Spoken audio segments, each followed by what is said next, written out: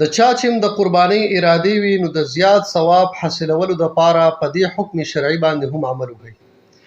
ام المؤمنین ام سلمه رضی الله عنها مبارکه فرمایي چې نبی کریم صلی الله علیه وسلم وفرمایل چې په تاسو کې د چا هم د قربانۍ اراده وي نو د ذوالحجې د اولې ورځې نه واخله تر قربانۍ د 10 ذوالحجې پورې د دې د خپل بدن نه ویښتم نه لرې کوي، نوکونه دې هم نه لرې کوي. دا ورځې د الله جل جلاله د رحمت دي چې د ټول بدن ته د خدای پاک رحم شامل شي او بل د حجاج کرامو سره مشابهت راشي. هغوی هم په حج کې د خپل بدن نه نوکونه ویښته نه لرې کوي نو چې د هغوی د مشابهت د وجې نه دته زیات ثواب حاصل شي.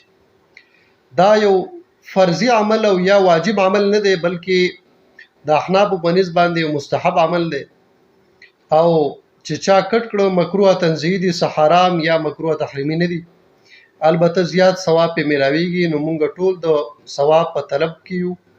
نو په دغه شرعي حکم باندې چې چا عمل وکړو الله جل جلاله به ورته کامل ثواب ورکوي. الله جل جلاله دې د ټولو مسلمانانو قرباني په خپل دربار کې قبول او منظور کړي.